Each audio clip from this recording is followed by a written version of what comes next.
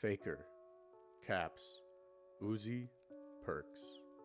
These are some of the names you might hear thrown around when talking about the greatest League of Legends player of all time. But even these titans cannot compare with the man whose story I will be sharing today. Who is this man? Why don't you see for yourself? Sup sup! Suppity sup sup! Sup sup! Sup Sup, an intro so simple and iconic that only one man can match it. The mammoth man in the mid lane, the Hulk of the top lane, the Pathfinder in the jungle, the monster in the support spot, the big beefy beast of the bot lane, Tyler1. Tyler1's story is that of entertainment, addiction, confrontation, redemption, and finally, ascension into a Thanos-like being that will finally bring balance to League of Legends for generations to come.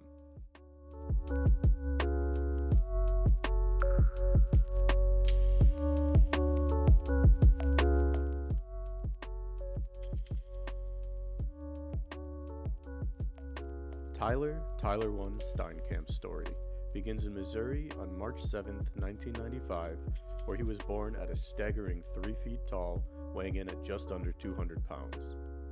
Tyler started his entertainment career earlier than most Twitch streamers, securing his first role in a major motion picture in 2001's Spy Kids at the age of 6. But it wasn't all sunshine and rainbows for our story's hero, as he would seemingly fall off the face of the planet until shortly after his first run-in with the drug that would take over his life, League of Legends. Tyler started playing League of Legends in August 2012 when the game released a champion that Tyler could truly connect with, Draven.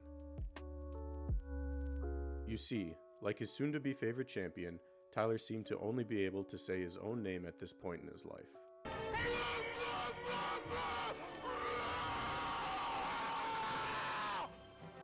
Many people think that Tyler1's in-game name comes from the fact that Tyler was already taken, but this is not the case.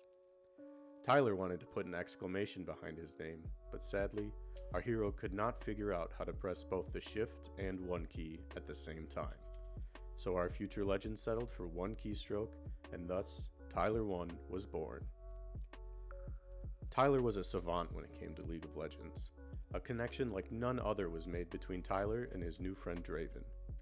Countless hours of gaming led to a development that very few expected.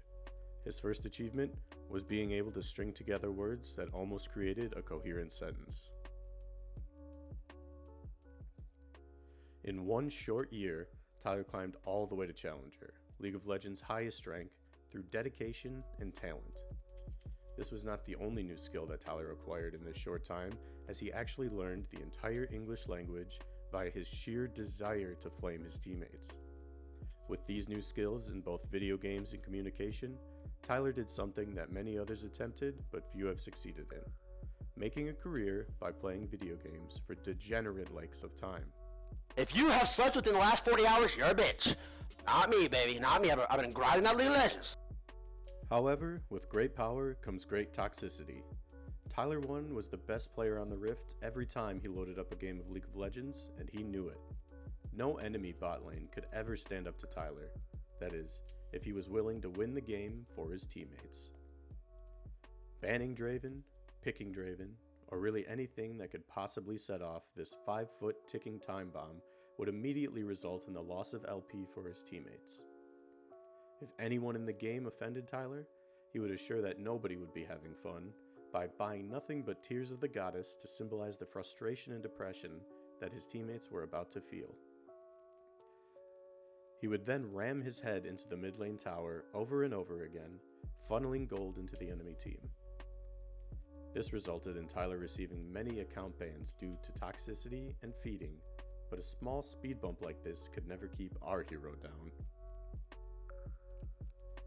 Due to his high skill and seemingly endless amounts of free time, it wouldn't be long before he had another account in high elo terrorizing the Rift, until one fateful day.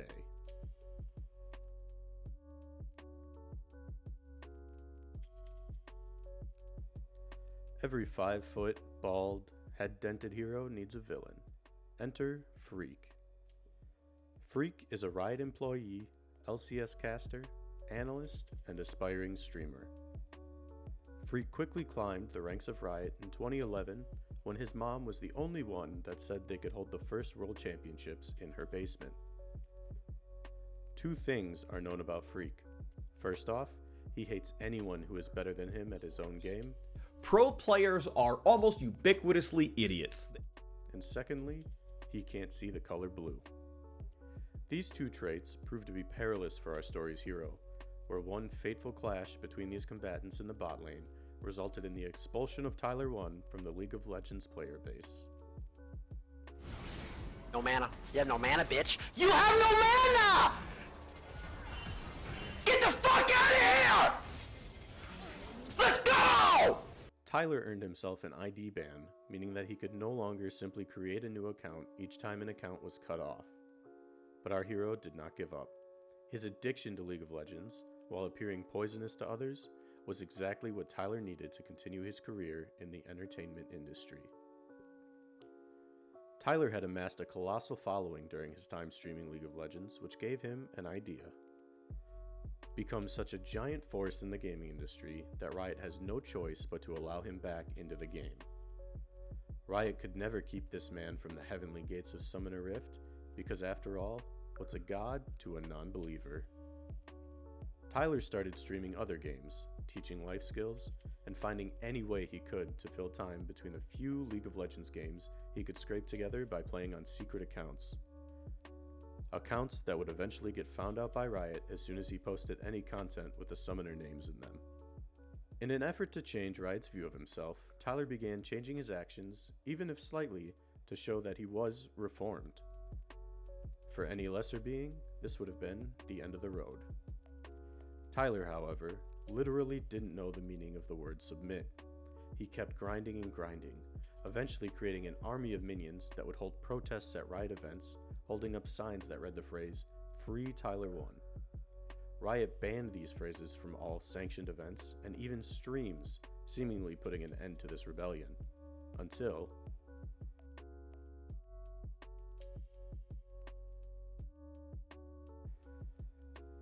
You see, Tyler had grown much since he had first selected his summoner name back in 2012, picking up one key skill that led to the return of our hero, doing two things at once.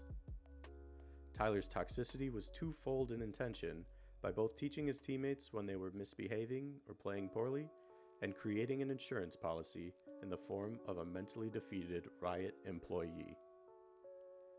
Tyler was a secret mastermind that had orchestrated a plan to return from the very beginning. His return came as a result of a two-prong approach. On the surface, Tyler was simply trying to increase his popularity to show Riot what they were missing out on like a jealous ex. But underneath this apparent intention, Tyler was secretly and systematically conquering the mental fortitude of the same Riot employee tasked with banning his accounts all along. In 2017, this plan finally came to fruition when this Riot employee finally snapped and said this. Once this comment was seen by the League of Legends community, Riot had no choice but to accept his reformation as legitimate to combat the PR nightmare that was orchestrated by T1 himself. Enter the new Tyler1, revamped, reignited, and reformed. Tyler returned to Twitch as a League of Legends streamer for the first time to the tune of 300,000 concurrent viewers in the biggest stream that League had ever seen. Tyler soon became the new face of League of Legends. It was a triumphant return that even Riot Games had to acknowledge, and they did so by welcoming him into the fold. He was invited to play in a show match with none other than the villain of our story, Freak. Quickly returning to form in solo queue, Tyler earned the rank of challenger again in no time, and once again ruled the bot lane like he had never left his throne. Now this adventure would be enough to cement Tyler in League of Legends history forever, but our hero is not yet satisfied.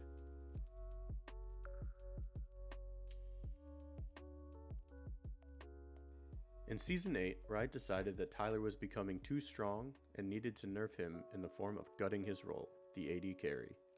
Tyler was too dominant. He was quickly making it clear to anyone who played the game that nobody would ever compare to him, which was a problem for Riot's bottom line. Base stats, runes, and items were all nerfed in an attempt to keep this human version of a Geodude from completely destroying the hopes and dreams of Riot's future skin purchasers. But Tyler would not be contained. He took this nerf to bot laners as personal because, well, it was. One night in the off-season between Season 8 and Season 9, Tyler had a vision. Nobody but Tyler knows the details of this vision, but what I can tell you is that Tyler learned the secret to defeating the Riot Balance team. You see, when League of Legends was first created, a special rule was added, secretly stating that the first person to collect a challenger account in all 5 of the roles would be granted one League-related wish. And Tyler, being the selfless, driven, and heroic man that he is, decided that he would obtain that one wish and use it to force Riot's Balance team into creating one final patch that would forever make League of Legends a fair game for all. Enter Buzz Lightyear 99. Proof that Tyler has the capability of using 2 words and 2 digits in the same name.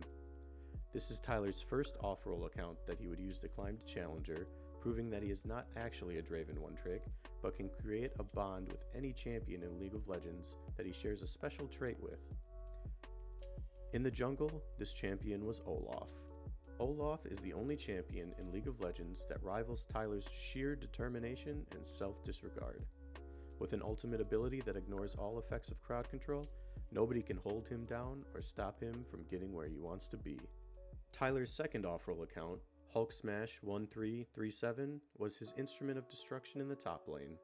In this role, Tyler found his kindred spirit in Urgot. Channeling his earlier self, Tyler related to the bald head and toxicity that filled Urgot. This third achievement took Tyler just over 2,600 games, but nevertheless, our unrelenting hero fought through to the end, proving that top laners can indeed have some relevancy. The third off-roll account, MammothMan65, was an unstoppable force in the mid lane. With his childlike demeanor and intelligence level, Tyler quickly identified with Annie, the pyromaniac little girl, to climb to Challenger faster than any other role before.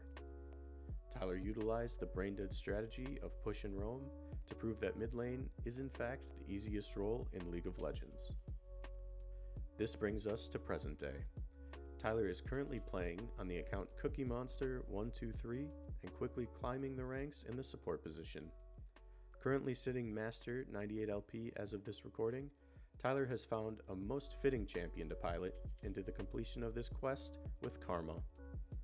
Karma is defined as destiny or fate, following as effect from cause. Basically, it is a balancing force that ensures destiny is achieved. When Tyler inevitably reaches Challenger in this final role, he will have collected the 5 forces necessary to summon Boris the Shopkeeper, who will grant his final wish. Confidence from Draven, unrelenting perseverance from Olaf, the ability to deal with toxicity in yourself from Urgot, childlike imagination from Annie, and perhaps, most important of all, the ability to find balance in the cesspool that is Summoner's Rift from Karma. This true act of heroism will be a light that guides future generations of League of Legends players to come, and for that, I offer my sincerest gratitude to our hero, Tyler1.